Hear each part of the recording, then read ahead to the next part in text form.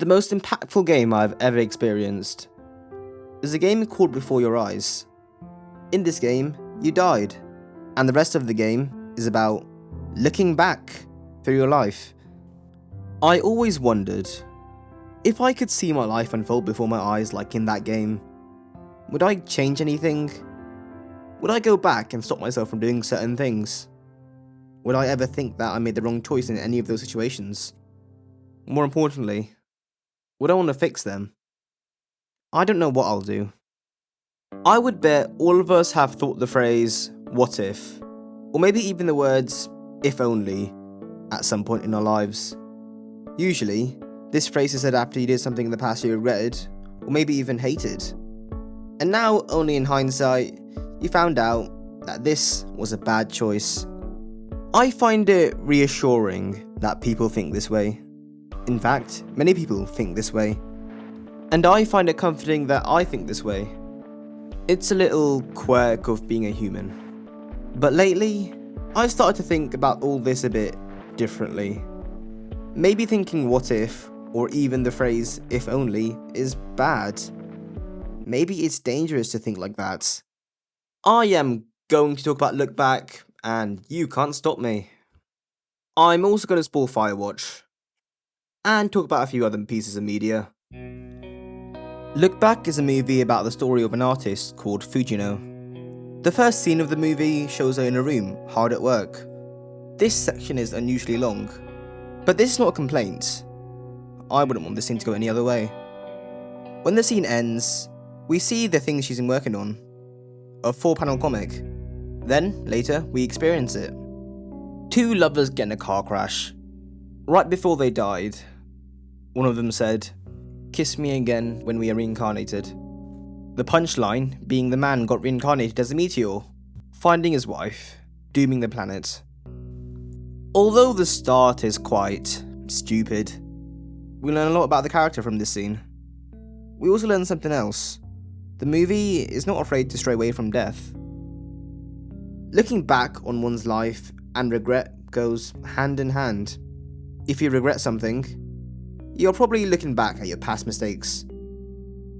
Although it may not appear to be at first, Firewatch is a game about regret. Henry, the person you play as, took the job as a fire lookout to run away from his problems. He probably regrets running away from his problems. Delilah, the operator you talk to, has her own troubles. But I want to talk about Ned, a character you see the least of in the game, but arguably plays the biggest role in the story.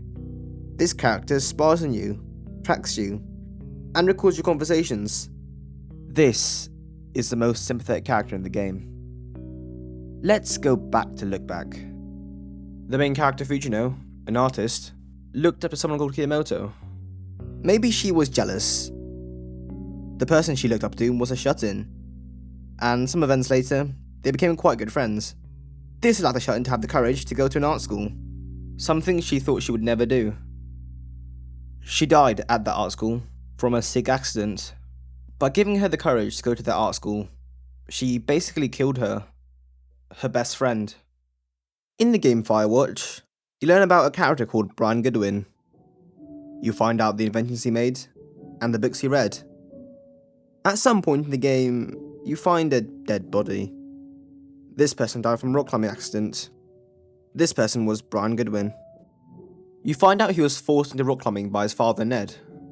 The father blames himself, unable to move on, living on the land where his son died for these past years. Just like how Ned blames himself for his son's death, Fujino blames himself for Kiyomoto's. Fujino is unable to move on, living in the past like Ned did. In the final scenes of Firewatch, the big reveal comes. We see how Ned was living for these past years, reading his son's magazines, making sure no one found his body. He was unable to move from the past. Not surprisingly, the thing that caused him to move was a fire. By contrast, in Fujino's case, she locked herself in a room, unable to move forward. Unlike Firewatch, where Ned and everyone else in the game was forced to move physically and emotionally by the fire, Fujino does it by her own accord. The way I see it, Ned and you are opposites. While you ran away, Ned held on. When I first played through this game, I was convinced there was a villain, some bad guy, some boogeyman I could point to fix all the problems. And yet, Firewatch is a game with no villain, just tragedy. In the end, no one is right. In the end, you may feel like the bad guy. You may even feel regret for leaving your wife for this job, for prying into someone's life, for indirectly causing the fire. My favourite movie of all time is a movie called A Silent Voice. In the movie, you follow the life of a person. Later in the movie, you found out the weight his past actions had on him. He then spends the rest of the movie trying to make up for it, even at the deterioration of himself. I am simplifying things a lot here as to not spoil the movie. This kind of baffles me. I can feel sympathy for these characters, which are fictional, and sometimes seem like the villain. I can see it from their perspective, and I can understand why they did it. And maybe I'll do the same in their position, making me face the dread of facing that guilt. I can easily sit here and say the mistakes were not their fault, and they should not regret it. But I do that sometimes. Even though I know I shouldn't feel regret, I dwell on them. When writing some of these videos, I get reminded of certain memories I made when I was a child. This video is no exception. In Season 5, Episode 6, in The Amazing World of Gumball, there's an episode called The Choices. In this episode, the mother in the family thinks she chose the wrong person to marry. In this moment, she contemplates her choices. She plays other scenarios in her head. She imagines the life she would have had if she met a different person. Maybe at the time seemed like a better choice. She, wait for it, looks back. That is what the whole episode is about, if not most of it. In all the other scenarios she thinks of, she realised something. She hated her life more in those other scenarios. Yeah, to think this is a kid's show. To think years later I remember it. The movie Look Back doesn't end her death. It continues. The thought of if only and what if crosses Fujino's head, and a completely new scenario plays out. Near the end of the movie, in this situation, she never made friends with the other artist. This meant that she would never have the courage to go to that school. This means she would live. But in a twisted what-if story, they do eventually become friends. Only this time, she doesn't die. Unlike The Amazing World of Gumball, where the mother imagines all the other scenarios as worse off to make the life she's living now better, Fujino kind of does the opposite. Fujino thinks of the best case scenario, where she is still friends with Kiyomoto, and lives. This is the point in the story where she accepts her death, and starts creating. Maybe she could inspire someone, like Kiyomoto inspired her. Sometimes we look back, and when we do, we create a worse off scenario in our head. This makes your decision easier to swallow. This may seem a bit out of left field, but this reminds me of the fox and sour grape story. I will briefly go over it. A fox was walking through a vineyard, and he saw some grapes. He tried for ages, but the grapes were just out of his reach. In the end, he walks away, muttering to himself, the grapes are probably sour anyway. Sometimes we look back, and when we do, we try to justify our decision by creating a different scenario in our head. The other scenario is usually worse, to make the decision we made now easier to swallow. Just like the fox and the grapes. It's easy to say something is bad when we haven't had it. It's easy to see other paths as worse off, to make the life you're living now seem like the correct one. Tatami Galaxy is a weird show, but I believe it to be the most accurate of this look-back trope. The opening of this anime is like a fever dream, going through what seems like real-life rooms with a filter on them, and mixing them with the overly cartoonish characters of the show, syncing the beat of the music with the camera going through the characters and the rooms. In the first episode of this anime, he joins the tennis club.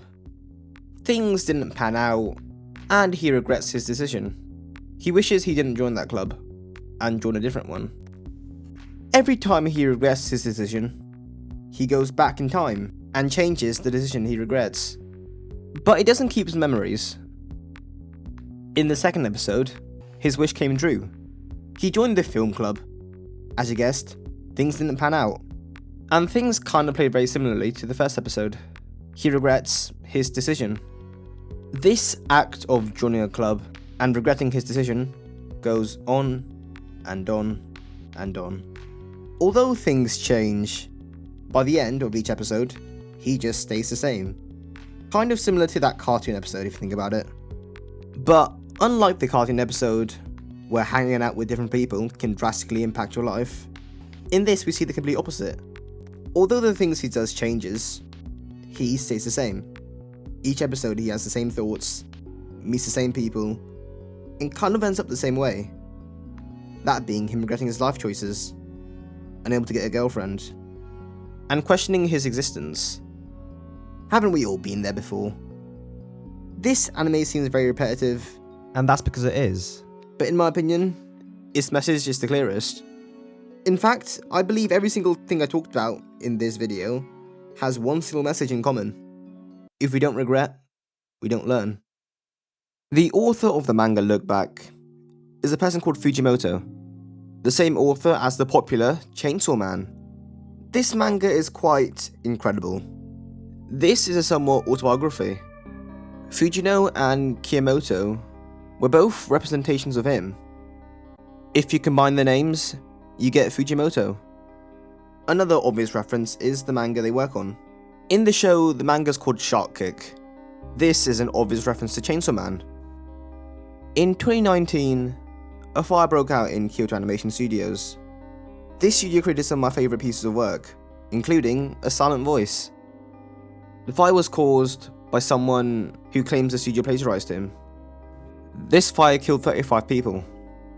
This is what Kiyomoto's death in the manga represents. Kiyomoto dying is like Fujimoto losing a part of himself. And just like this manga, instead of being depressed, he decided to keep creating. Maybe he could inspire someone, like Kiyomoto inspired Fujino. I always would think to myself what my life would be if I went back, if I made different decisions. If every major decision I regretted, I went back and fixed that. Would my life be better or worse? I am probably not the only one who have these thoughts. For some reason, I don't know why. I think I want to be here, where I am now. In one of the very first lines of this essay, I said looking back can be quite damaging. We saw the people in Firewatch unable to move forward. We saw how looking back ruins the life for Fujino, and she dwells on the what ifs. We saw how the main character in Tatami Galaxy wasn't able to learn, stuck in a limbo, making no real progress, unable to move forward. We see how regret and past actions looms over the character in A Silent Voice. There's a philosophy that people live by, called amor fati, meaning love of fate. This philosophy suggests we accept everything that happens to us, the good and bad. We accept them as necessary, because without them, we wouldn't be where we are today. The final scene in Look Back is a recreation of the first. Kiyomoto accepts Fujino's death, and begins creating again. This last scene is unusually long, but this is not a complaint. I wouldn't want this scene to go any other way. Although I explained how the thoughts of looking back can be quite damaging, we can't help ourselves. We can't help thinking about the what ifs and if onlys in our lives. Maybe it's just human nature. We can't help but to look back on regret.